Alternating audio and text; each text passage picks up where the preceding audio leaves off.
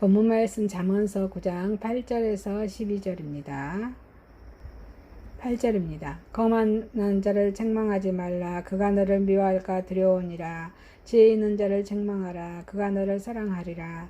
지혜 있는 자에게 교훈을 더하라. 그가 더욱 지혜로워질 것이요 의로운 사람을 가르치라. 그의 확실히 더하리라. 여호와를 경외하는 것이 지혜의 근본이요 거룩하신 자를 아는 것이 명철이니라. 나 지혜로 말미암아 네 날이 많아질 것이요 내 생명의 해가 내게 더하리라. 네가 만일 지혜로우며 그 지혜가 네게 유익할 것이나 네가 만일 거만하며 너 홀로 해를 당하리라. 누가복음 14장 25절에서 33절입니다.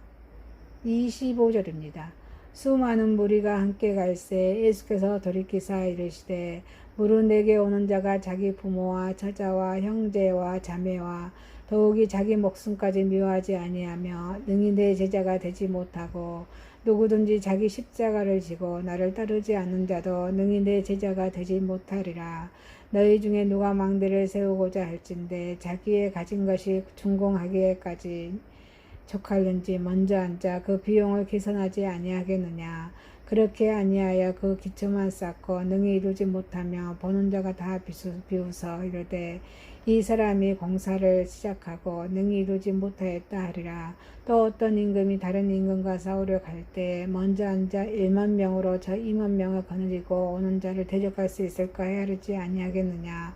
만일 못할 터이며 그가 아직 멀리 있을 때에 사신을 보내어 화친을 청할지니라. 이와 같이 너희 중에 누구든지 자기의 모든 소유를 버리지 아니하며 능히 내 제자가 되지 못하리라. 빌레몬서 1장 8절에서 17절입니다. 8절입니다.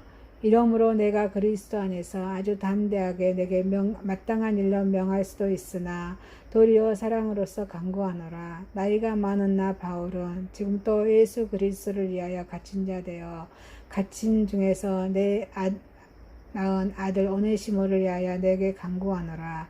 그가 전에는 내게 무익하였으나 이제는 나와 내게 유익함으로 네가 그를 돌려보내노니 그는 내 신복이라. 그를 내게 머물러 있게 하여 내 복음을 위하여 갇힌 중에서 내 대신 나를 섬기게 하고자 하나. 다만 내 승낙이 없이는 내가 아무것도 하기를 원하지 아니하노니 이는 너의 선한 일이 억지같이 되지 아니하고 자의로 되게 하려 함이라. 아마 그가 잠시 떠나게 된 것은 너로 하여금 그를 영원히 두게 함이니라. 이후로는 종과 같이 대하지 아니하고 종 이상으로 곧 사랑받는 형제로 둘 자라. 내게 특별히 그러하거든 하물며 욕심과 주 안에서 상관된 내게라. 그러므로 내가 나를 동역자로 할진대 그를 영접하기를 내게 하듯 하고. 아멘. 본문 말씀 잠언서 9장 8절에서 12절, 누가복음 14장 25절에서 33절, 빌레몬서 1장 8절에서 17절 말씀으로 제목을 지혜로운 자란 제목으로 오늘 바꾸자 하겠습니다. 첫 번째, 지혜자와 거만한 자입니다. 지혜자와 거만한 자입니다. 지혜로운 자는 하나님께서 주신 교훈과 책망, 바르게 함, 의로 교육하여 유익한 말씀, 디모데후서 3장 16절입니다. 유익한 말씀으로 인생의 등불과 빛과 생명의 길로 삼아서 잠언 6장 23절에 인생의 등불과 빛, 생명의 길로 삼아서 복된 삶을 지혜로운 자는 이렇게 누립니다. 그러나 거만한 자는 자신의 악한 행위가 드러날까봐 염려하고 제 말씀을 거역하고 미워하고 능욕으로 멸망을 당하게 됩니다. 지혜로운 자와 거만한 자입니다. 지혜로운 자의 모습입니다. 지혜로운 자는 여호와를 경외합니다. 여기서 경외한다는 것은 두렵고 떨리는 마음으로 공경한다는 뜻입니다. 여호와를 경외하는 것은 미력 지혜의 근본입니다.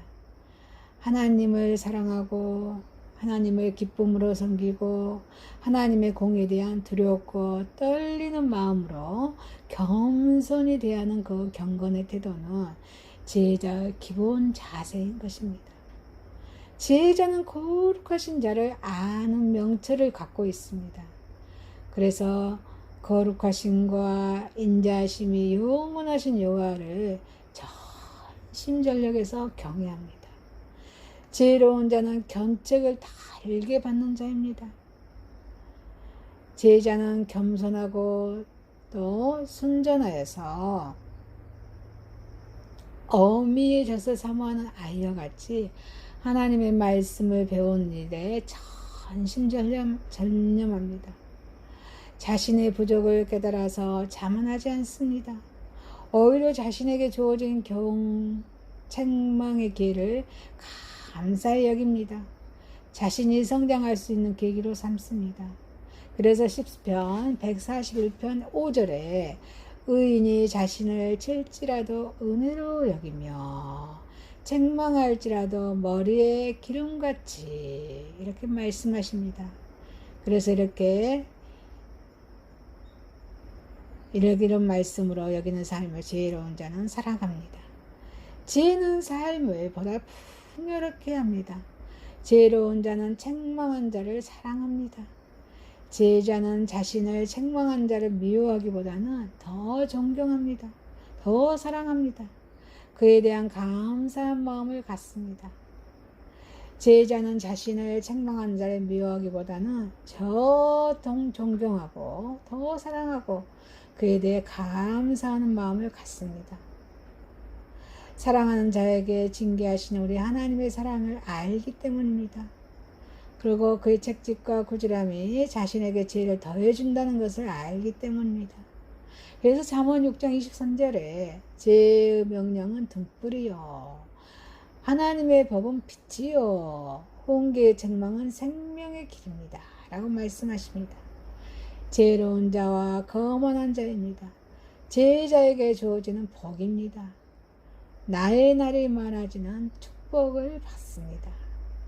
병으로 고통을 당하거나 또 지독한 가난으로 어려움을 당하는 자는 그날 하루하루를 견뎌내는 것이 커다란 곤욕입니다.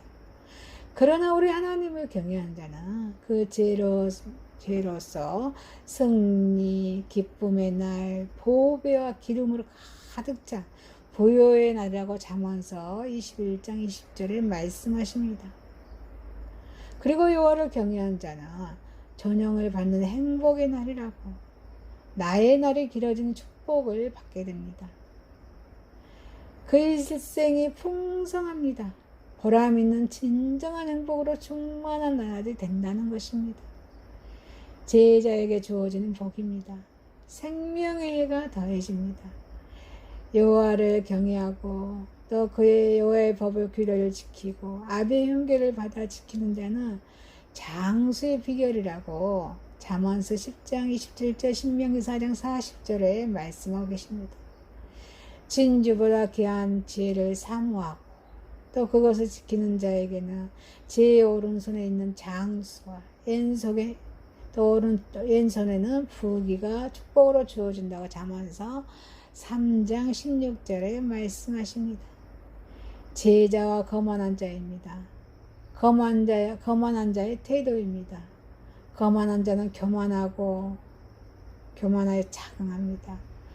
거만한 자는 스스로를 교만합니다. 상대를 업신여기고 비웃습니다. 하나님을 두려워할 줄 모르는 어리석은 자입니다. 그래서 미련을 좋아합니다. 거만을 기뻐합니다. 지식을 미워합니다. 하나님의 공고의 말씀 훈계를 멸시합니다. 가증한 일을 즐거워하고 행하는 그런 악한 자입니다. 거만한 자의 태도는 교훈, 책망을 싫어합니다. 거만한 자는 지혜의 교훈을 받지 않습니다. 모든 책망 업신여깁니다. 어떤 말로 훈계할지라도 그걸 싫어합니다. 더욱 안악해져서 그릇된 길로 달려갑니다. 그래서 마태복음 7장 6절에 말씀하시는데 진리를 돼지에게 던지지 말라. 진주를 돼지에게 던지지 말라 말씀한 대로 하나님의 지혜의 법을 적용하여서 가르칠 가치가 없는 것입니다. 하나님의 은총, 견책은 오히려 그들에게 정당한 대접을 받지 못합니다. 그래서 더럽혀지기 때문에 정당한 대접을 받지 못합니다. 거만한 자의 태도는 책망하는 자를 미워합니다. 오매자들은 견책을 싫어합니다. 오히려 그것을 증거하는 이웃을 미워합니다. 흠을 잡아서 능욕합니다. 자신들의 제약을 들어서 정확하게 책망하는 자의 소리를 싫어하기 때문입니다. 오직 미련을 좋아합니다. 거만을 기뻐할 뿐입니다. 자긍함으로 누구의 가르침도 용납하지 않습니다. 거만한 자들은 말로써 책망합니다. 말로써 책망하고 교훈하기보다는 우리의 삶을 보고 스스로 느끼고 깨달아서 교훈을 얻을 수 있도록 선한 행실로 모범을 보여야 하겠습니다. 제자와 거만한 자입니다.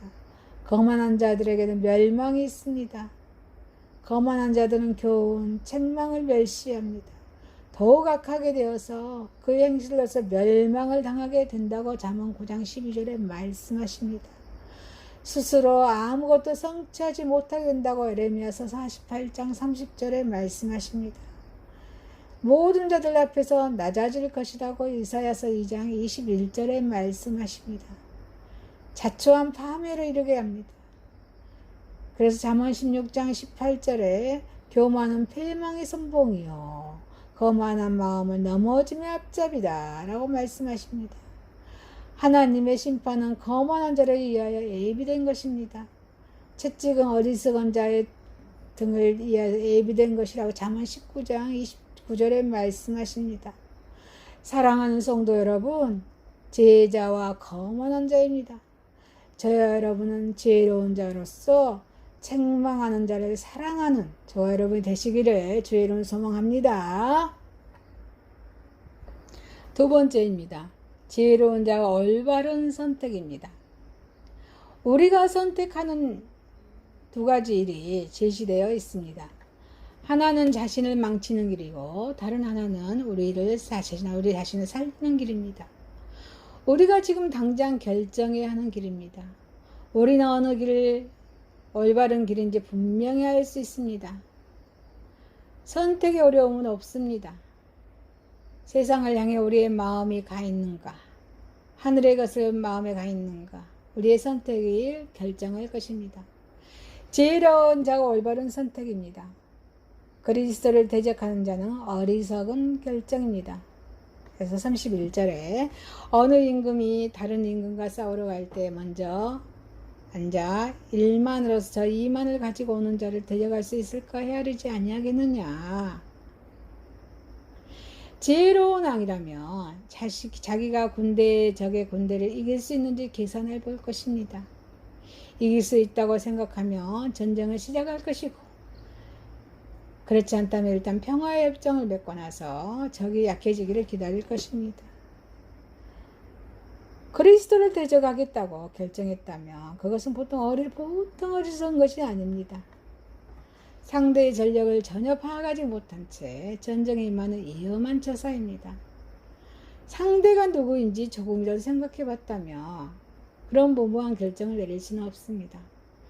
우리 예수 그리스도는 인간이 도저히 이길 승산이 없는 상대입니다.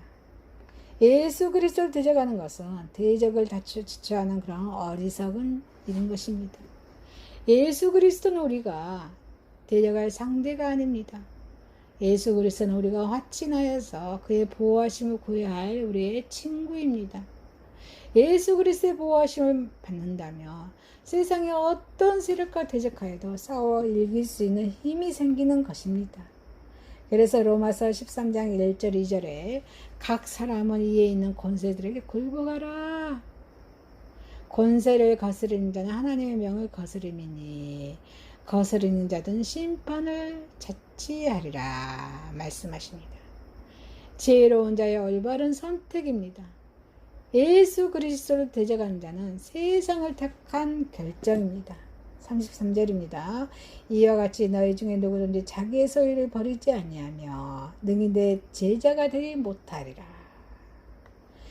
그리스도를 대적하는 것은 하늘나라의 영적인 가치보다 세상의 물질적인 것을 더 좋아한다는 뜻입니다.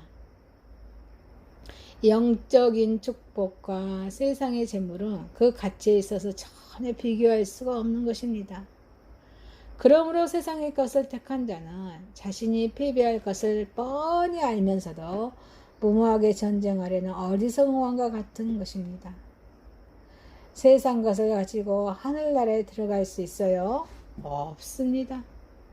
세상에 썩을 것들을 위해서 하늘의 영적인 축복을 버리는 어리석은 범해서는 안 됩니다. 그래서 요한복음 6장 27절 말씀하십니다. 썩은 양식을 위하여 일하지 말고 영생하도록 있는 양식을 위하여 하라. 아무리 강한 세상 세력과 결탁하여 공격한다 할지라도 우리 예수 그리스도의 권세를 꺾을 수 있어요? 없습니다. 세상의 모든 것을 버리고 예수 그리스도께 복종하는 것, 이것이 우리의 생명으로 인도하는 올바른 선택인 것입니다. 지혜로운 자의 올바른 선택입니다. 예수 그리스도와 합친한 자는 지혜로운 결정입니다. 32절에 만일 못할 터이며 저가 아직 멀리 있을 동안에 사신을 보내 화친을 청할지니라. 이렇게 무모한 싸움은 처음부터 하지 않는 것이 이깁니다. 예수 그리스도를 대적하여서 싸운다는 것은 이미 승패가 결정된 무모한 싸움입니다. 우리는 예수 그리스도와 합친하여서 예수 그리스도를 우리의 보호자로 만들어야 합니다. 세상의 모든 권세를 꺾을 수 있는 자를 보호자로 두었다면 얼마나 마음이 든든한 일이겠습니까? 우리가 대적해야 할 것은 예수 그리스도가 아닙니다. 예수 그리스도를 대적하는 세상의 권세입니다. 그리스도와 동맹을 맺어야 합니다. 악한 세력, 세상 세력과 싸워야 합니다. 예수 그리스도께서는 하나님과 우리 사이를 화목하게 하기 위해서 예수 그리스도 자신을 희생제물로 드렸습니다. 그래서 예수 그리스도를 대적하는 것은 은혜를 원수로 갚는 배은만덕한 것입니다. 그래서 골로새서 1장 20절에 그리스도는 우리와 화목하게 되기를 바라신다고 말씀하십니다.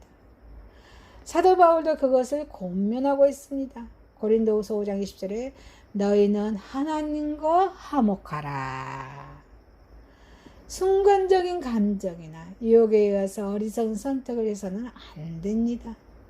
그 선택의 결과가 자기에게 이로울지 또는 해로울지 정확히 판단하여서 현명한 결정을 내려야 합니다. 우리의 선택은 이미 정해져 있습니다. 세상을 등지고 예수 그리스도와 친하는 것으로 결정해야 한다는 것입니다. 지혜로운 자의 올바른 선택입니다. 예수 그리스도와 친한 자는 세상 것을 포기하겠다는 결정입니다. 아멘이십니까? 33절입니다. 이와 같이 너희 중에 누구든지 자기의 모든 소유를 버리지 아니하며 능히 내 제자가 되지 못하리라. 하나님을 떠난 세상의 모든 것은 우리가 십자가의 길을 가는데 방해물이 되는 것입니다.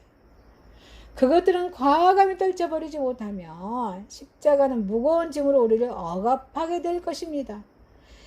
예수 그리스도께서는 하나님과 우리를 화목하기 위해서 하늘의 모든 영광을 버리시고 자신의 몸까지도 희생하셨습니다. 우리는 하늘로 가는 그 하늘의 영광을 포기해서는 안 됩니다. 우리는 이제 세상 것을 쏟아버리고 세상 것에 쏟고 있는 관심, 애정을 우리 예수 그리스도께로 돌려야 합니다. 아무리 소유하고 싶은 것이 있더라도 담대히 포기해야 합니다. 그래서 예수 그리스도께 완전히 복종해야 합니다. 세상 것과는 비교할 수 없는 그런 축복을 받게 될 것입니다. 사랑하는 성도 여러분, 지혜로운 자의 올바른 선택입니다. 지혜로운 자로서 세상 것을 포기하고 예수 그리스도와 친하는 저와 여러분이 되시길 주님의 이름 소망합니다. 세 번째입니다. 지혜로운 자로서 사랑의 간청입니다. 이 빌레몬서는 골로새에 있는 유력한 우리 교인 중에 한 사람이었던 빌레몬에게 보낸 바울의 서신입니다. 골로새 교회는 아마 빌레몬의 집에 있었던 것 같습니다. 그런데 바울이 로마의 그런 감옥에 갇혀 있을 때 빌레몬의 노예 중 한 사람이었던 그런 오네시모가 몰래 주인을 떠나서 로마에까지 이를 바울을 만나게 되었습니다. 빌레몬의 집에 있는 오네시모에도 많은 다수의 노예가 있었던 것 같습니다. 그러나 바울은 오네시모를 빌레몬에게 돌려보내기로 작정합니다. 그래서 두 사람의 관계를 화해시킬 목적으로 빌레몬서를 쓴 것입니다. 빌레몬은 바울의 전도로 예수를 믿고 그 아내와 자녀들도 다 예수님을 믿었습니다. 그리고 그의 노예들 가운데서 믿는 자들이 있었습니다. 그 중에 한 사람이 오네시모였습니다. 그러나 바울은 믿음의 아들인 빌레몬에게 오히려 정중한 예의를 갖추면서 오네시모를 용납하라고 부탁하고 있습니다. 지혜로운 자로서 사랑의 간청입니다. 오네시모는 회개하여서 복음을 위한 좋은 일꾼이 되었기 때문입니다. 그래서 11절 12절에 저가 전에는 내게 무익하였으나 이제는 나와 내게 유익함으로 내게 저를 돌려보내노니 저는 내 신복이라. 오네시모는 빌레몬의 집에서 도망갈 때 빌레몬에게 상당한 재물의 불이익을 끼쳤던 것 같다고 18절에 말씀하십니다. 그만큼 그의 주인에게 말썽꾸리였습니다. 또 버릇이 못한 그런 노예였습니다. 그러나 그 오네시모가 바울을 만나서 시중 불면서 그 오네시모는 인격이 변합니다. 그리스도의 복음을 위한 도구로서 유익한 존재가 되었던 것입니다. 눌려 사는 사람의 마음이 가진 자와 그 사회에 대한 불만과 원한으로 가득 찰 때 어떠한 일도 협조적이고 긍정적일 수는 없습니다. 그래서 모든 일에 불평과 불만만을 터뜨리다가 그 원한이 순간적으로 분노로 나타나는 것입니다. 그러한 불평, 불만을 가슴속에 안고 있는 노예는 주인에게는 유익한 존재가 될 수 있을까요? 유익한 존재가 될 수 없습니다. 그러나 우리 그리스도 안에는 주인과 종이 따로 있어요? 없습니다. 종이나 자유자나 다 같이 하나님의 구원이 필요한 존재임을 깨닫는 사람은 어때요? 그 인격이 변화됩니다. 그리고 사회의 이웃에게 진실로 유익한 존재가 됩니다. 그러한 사람은 하나님의 나라를 위한 중요한 사명자가 될 수 있습니다. 그래서 이제는 나와 내게 유익함으로 그를 용납하라 말씀하십니다. 지혜로운 자로서 사랑의 간청입니다. 이제는 그리스도 안에서 한 형제가 되었기 때문입니다. 16절에 이후로는 종과 같이 아니하고 종에서 뛰어나 곧 사랑받는 형제로 둘 자라. 내게 특별히 그러하거든 하물며 욕심과 조안에서 상관된 내게랴. 오네시모는 육적으로 말하면 빌레몬의 종입니다. 그러나 같은 믿음을 가진 이상 그들은 빌레몬과 오네시모는 하나님의 아들로서 형제인 것입니다. 그 이전에 주인과 종으로서 육적인 관계를 맺어 있었지만 이제는 한 믿음의 아버지이신 하나님을 통해서 그리스도 안에서 한 형제가 되었습니다. 그래서 영적 관계를 중요시하며 형제로 사랑하라는 것입니다. 빌레몬이 오네시모를 종이 아니라 사랑하는 형제로 받아들여야 할 이유입니다. 이 오네시모가 이미 빌레몬의 선생이고 또 믿음 안에서 아비가 된 바울과도 형제처럼 사랑하는 관계이기 때문입니다. 어떤 사람은 여기에서 바울이 당시에 가장 악습이었던 노예제도를 철폐라고 말하지 않았다고 해서 이 바울을 비난하는 경우가 있습니다. 그러나 그런 사람은 제도 계획이 고의에 의해서 이루어지는 것으로 착각하고 있는 것입니다. 바울은 근본적으로 노예제도를 부족한 태도를 여기 말씀에서 분명히 하고 있는 것입니다.